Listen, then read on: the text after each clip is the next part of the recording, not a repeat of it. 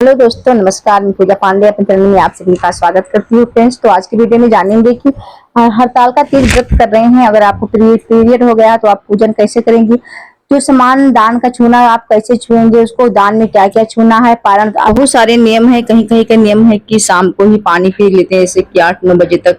कहीं कहीं और अक्सर नियम है कि सुबह ही पानी पीते हैं। तो जैसे आप लोगों के यहाँ होता होगा, आप लोग देख लीजिएगा।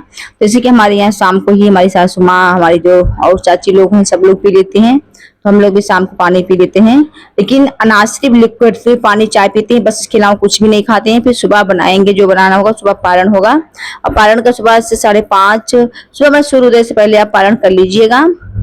अपना जो चना पूजा पाठ कर लीजिए। जो चढ़ी हुई सामग्री है उसको आप लोग दान कर दीजिएगा। अगर शाम को छुए हैं तो सुबह भी आप दान कर दीजिएगा।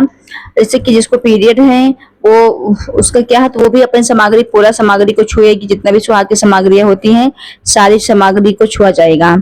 ये नहीं, क्योंकि अखंड सुहाग का व्रत है तो साल में एक बार पड़ता है, तो इसमें हम सभी लोग मिलकर सारी सामग्री को छुएंगे। छूने के बाद में जो दान, जितना भी दान करने का इसमें विशेष महत्व है, तो आप दान जरूर करिएगा। पारण करने से पहले आपको दान करना, इस चीज का आप लोग ध्यान रखिएगा। अब दान करने के बाद में आप, अगर आपके यहाँ ब्राह्मण है उनको दे दीजिएगा, नहीं मंदिर भिजवा दीजिएगा बाद में अपना दोपहर शाम तक। लेकिन आपको सुबह पारण से पहले, आपको अनाज खाने से पहले दान जरूर करना है। तो दान में क्या क्या करना, चलिए आपको हम दिखाते हैं। जैसे कि हमारे यहाँ शाम को ही सब सामग्री को छू लिया जाता है। जैसे कि एक कच्चा सीधा निकाला जाता है।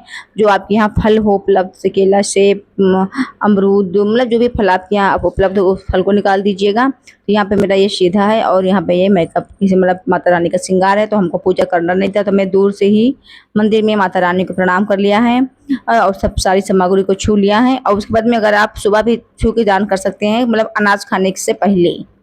और उसके बाद में फिर जैसे कि आपको पूजन नहीं करना है तो कथा तो सुनना ही पड़ेगा। तो कथा हमने, हमारे पति देव ने हमको कथा यहाँ पे सुनाई, और जिस तरह उनसे बना उसी तरह उन्होंने पूजन भी किया। माता रानी, माँ पार्वती का, शिव भगवान का छोटे से शिवलिंग थे उनकी भी उन्होंने पूजा किया। तो ये हमारी सामग्री। इसी प्रकार आपको, अगर आपको पीरियड है तो पीरियड में भी आपको पूरा 16 श्रृंगार करना है। श्रृंगार करने के बाद में अपने मन में माता रानी, माँ पार्वती का स्मरण करते हुए, भोले बाबा का स्मरण करते हुए आपको ध्यान का रखना है। उसके बाद इसी तरह आपको सामग्री छू लेना है, क्योंकि माता तो माता है, माता तो अपने बच्चों की सारी हो जानती है। इसी बार 2 बार आपको, 3 बार आपको पानी उछालना है। इस सारी सामग्री को आपको छू लेना है। तो समझो आपको सामग्री का दान हो गया। तो सुबह आप इसको चाहे मंदिर में भिजवा दीजिएगा या आपके यहाँ ब्राह्मण है उनको दे दीजिएगा। मैं दूर में बैठी हूँ क्योंकि मेरा उनको पूजा करना नहीं था। तो यहाँ पे हमारे पतिदेव ने हमको कथा सुनाई थी,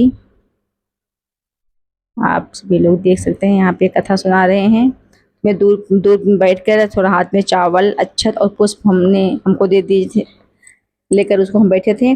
जब कथा मतलब पूरा हो जाएगी, विराम हो जाएगी कथा जब, तब इसको हम नीचे रख देंगे धरती माता को। कहा जाता है जब कथा सुनते हैं तो हाथ में अक्षत और पुष्प, जल जरूर होना चाहिए, जल का छींटा। तो इसी तरह इन्होंने भगवान शिव की पूजन किया। जैसे भी इनसे बना इतना भी बहुत है, क्योंकि हमारे यहाँ कोई लेडीज था नहीं। तो हमारे पति, अगर आपके यहाँ से आपकी जेठानी, दुरानी हैं या बहन है, जो भी लेडीज है तो आप करा सकते हैं। तो यहाँ पे हमारे पतिदेव ने कराया। फ्रेंड्स, हर हर महादेव।